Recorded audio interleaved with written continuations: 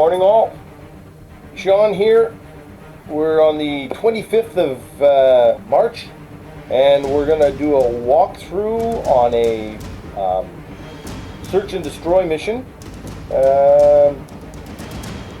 INEPTT team, this is a ready-made team going up against a gray incursion.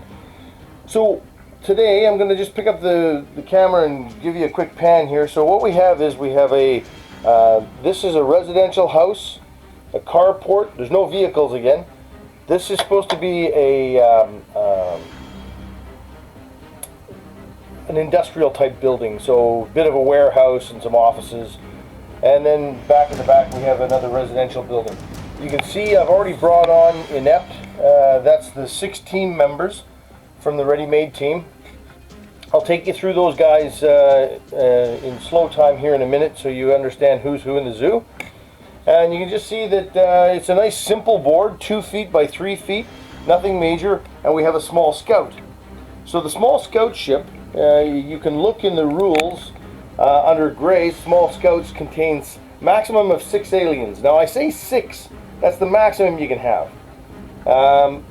What I do when I play solo games is I either decide at the beginning of the game that I'm going to have 6, or I decide to make it random up to a maximum of 6, but no less than 1.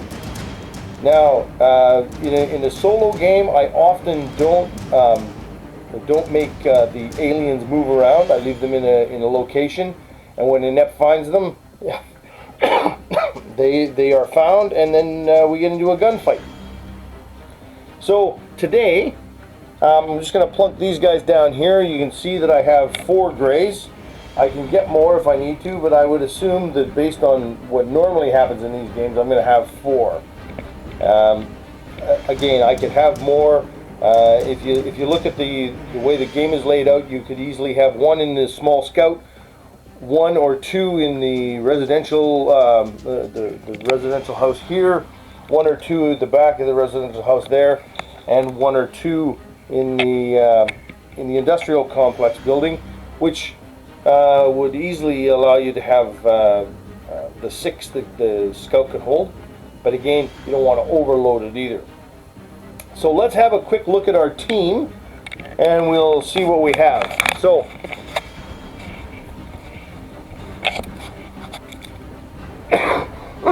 excuse me, still getting over a cold. No, I'm not COVID-19, just a cold. Okay, so I've got my team leader right here, and then I have a support weapon operator. That's what I decided to go with because the grays are not a really nasty proposition considering their lack of firepower, their low level of body armor, and their general I wouldn't call it lack of courage, but they tend to run if they lose 50% of their troops in a GM run game. In a solo game, you can play it the same way. You can say if 50% of the possible aliens on board, so in other words, you'd probably want to go with 3 because you don't really know how many are out there. As soon as they lose 3, all of them will run. All the remainder will run towards the ship to evacuate the land. So anyway, the last 4 guys I have are my 4 assaulters. So there you go. That's the team. Nice and simple. As I said, I've already moved them on the table. This would be equivalent to the first turn of INEPTT coming on board. And what I'll do is every time they go into a house or a building or an unknown area, which would include something like this mountain terrain area or hilly terrain area, that could also hold a gray. So there you go. That's how it's set up. We'll take the grays off the board, and it's really simple. The way I do it, I try and keep it as simple as possible. INEPTT goes into a building. They either look or they go in physically, like they can look in the bottom floor windows of that mansion at the end of the table. If they roll a 6+, there's a gray inside. If they roll a 10, it's a possibility of having 2 grays. Anything else is nothing in there. So INEPTT has closed the building, but for the purposes of this game, I am going to consider that they do not have the ability to look in the window yet, just because I want to make sure that you can see how the movement works and what you can do with Overwatch and so on. Okay, so we're going to say that turn 1 is done because the aliens don't need to move.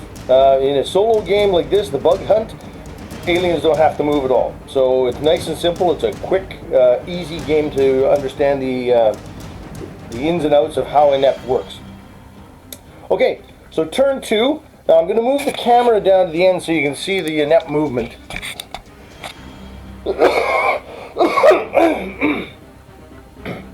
So what I'm going to do is, my leader is going to move here, and he's going to go into Overwatch.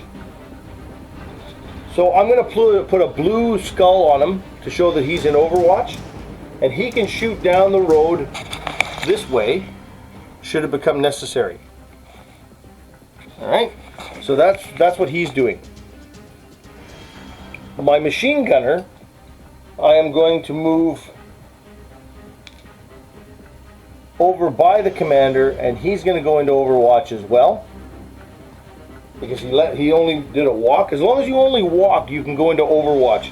If you jog or sprint, you're not allowed to use the Overwatch option. Now, with INEPTT, I've put in a couple tactical usages for them, for the INEPTT teams. Excuse me. And that is a heavy and a light stack. So when you're in a heavy stack, it means each assaulter is in base contact with another assaulter. If you go loose stack, you can have up to one base width apart. And when they're stacked, they move as a team. So you move them all at once, but that also means they have, like if you're using, you have to have a minimum of 3 in the stack, but normally you go with all 4 of your assaulters, although you don't have to. When they move like that, all 4 of them can fire at the same time. So instead of having to wait and shoot at each guy individually, which is especially dangerous when you might have somebody in Overwatch, an alien in Overwatch inside a building. When you're stacked like that, they all get to fire at once when they come through.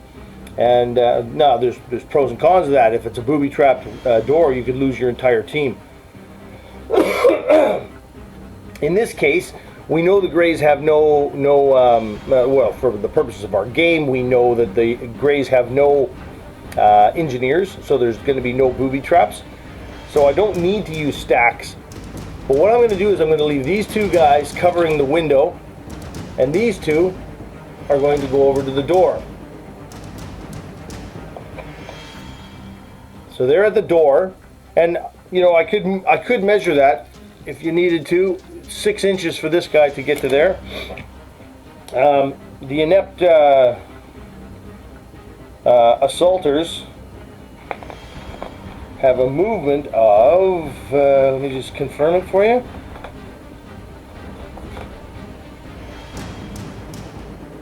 Yeah, the INEPTT assaulters can move 7. So that guy's well within his range to get to the door. And if something came out the door, we're going to have both those guys on Overwatch at the door in case the boys at the windows open fire and chase somebody out. So now, this guy is now going to peek in the window and see if we get anything. So we'll roll a die, and we got a 1. So there is no gray alien inside the bottom floor of this house. So we'll lift up the house and look inside, and we can see we have 2 civilians. Okay, 2 civilians inside. So that's good, because we need to safeguard the civilians when we're INEPTT. The second guy here, he's going to move over here and just make sure he's got cover for the 2 civilians. So that's it. Turn 2, done. Nice and simple. This time, on turn 3 now, we're going to move our commander over here, and he's going to stay in Overwatch, but he's not going to peek in the window. And our machine gunner, or support weapon operator, is going to move over slightly, and he's going to stay in Overwatch. These two are now going to go inside into the door. So we're going to just do a quick measure. This guy can touch this civilian in 3 inches, and that safeguards a civilian. Now, safeguarding a civilian is an important piece for INEPTT. To safeguard a civilian, normally you just have to go into base-to-base contact with them. If you want to bring them under command, which might be something you use in, which would be something you to definitely use in a zombie game, the process is slightly different. You still have to go into base contact, but then you use the INEPTT leadership, make a die roll, and if your INEPTT leadership is successful, they come under command. If not, they basically move randomly on their own. So this guy's going to come over here, and there we go. We now have 2 safeguarded civilians. So INEPTT is way ahead of the game now. Now these 2 guys over here, they are now somewhat redundant for the purposes of what we're trying to do. So I'm going to move both 7 inches, so they're still walking.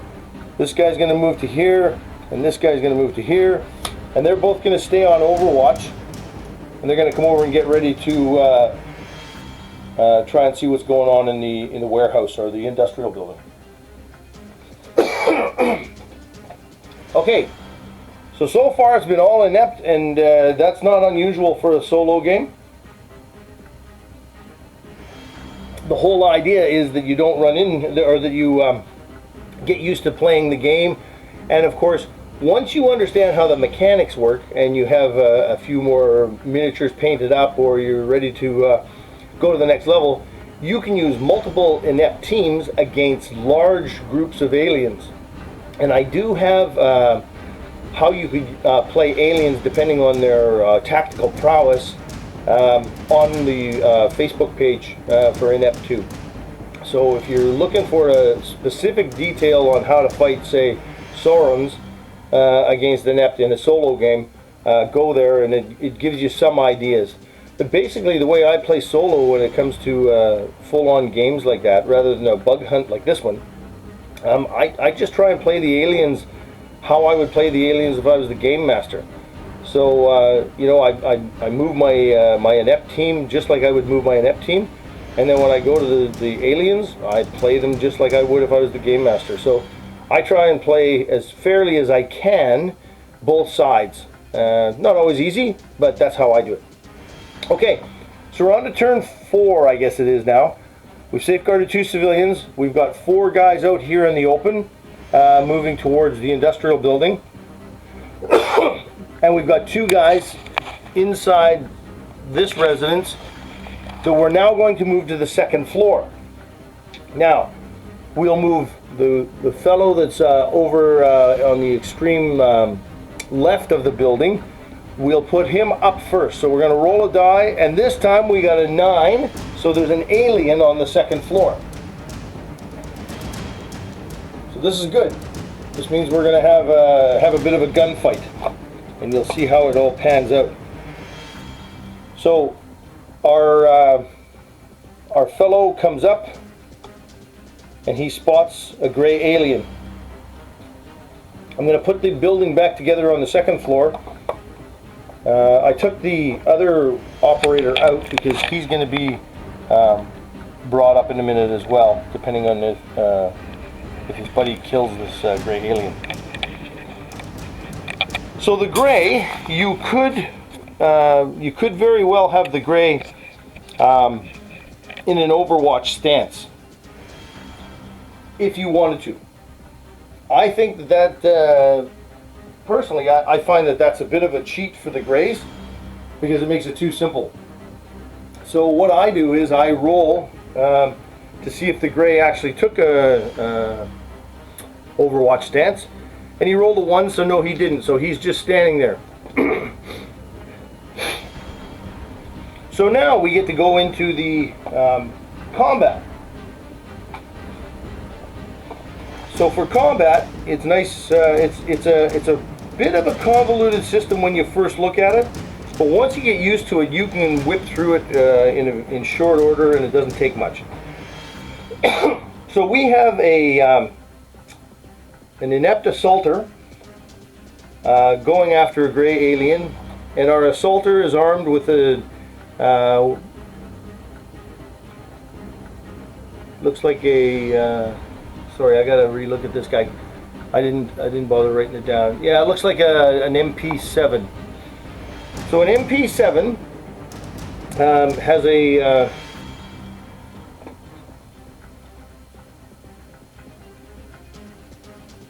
gets 4 rolls per turn, so you can fire 4 rounds. And the assaulter has a shoot of 4, and at close range the MP4 is a sorry, I'm just finding it here. A +1. So basically, right off the top, I need to roll 3+ to get a hit on this gray, which doesn't seem too difficult, right? Now we have to look also at any cover that the gray has, which he will have cover because the gray was not moving. So in essence, the shooter picks a target, which he can spot. He spotted the guy in the corner. The shooter determines if the target is in range. He is. If you take in any range factors, it's short range, so it's a +1. And then we have to see if there's any factors to look at from the sense of cover. Now the cover, in this case, if a not moving in light cover, so anything inside a building is considered light cover. So that would be chairs, tables, any sort of normal blockages you would have in any type of house. And this, I went with this as a norm because it's always hard to tell what's inside. Now if this was a bank vault, you might make it hard cover because there would be a lot of steel, a lot of metal. If you were inside a ship, you might make it hard cover. But normally, inside of a building, if you're not, you always are assumed to take the best cover possible unless you're sprinting. So in this case, the gray would get a +3, or sorry, a -3 off the die roll for the shooter because he's not moving in light cover. So we were at a 3 or better to get a hit. So because of the -3 modifier, we really need to roll a 6+ to get to be able to achieve a hit. So let's roll the die. We got 4 shots, and I got an 8, a 6, and 2 3s. So that's 2 hits against the gray. So the soldier managed to hit him twice. Now we see if there's going to be any damage done. So an MP7 has an armored piercing value of 4. So when you're doing damage or any kind of damage factor in shooting or in melee combat in INEPTT II, there's a automatic chance of failing to cause a wound on a 4 or less. So 5+ you get a wound. Then you take in modifiers like the armor piercing value of the weapon you're firing, or the melee bonus that somebody gets in hand-to-hand combat, and you also take into account body armor. So actual body armor or skin, whatever it might be in play. In this case, the gray alien is a gray, just a regular gray, so he's got a armor protection level of 4. So we've got an armor piercing of 4 and a protection level of 4, so they really nullify each other. And that means to get a wound,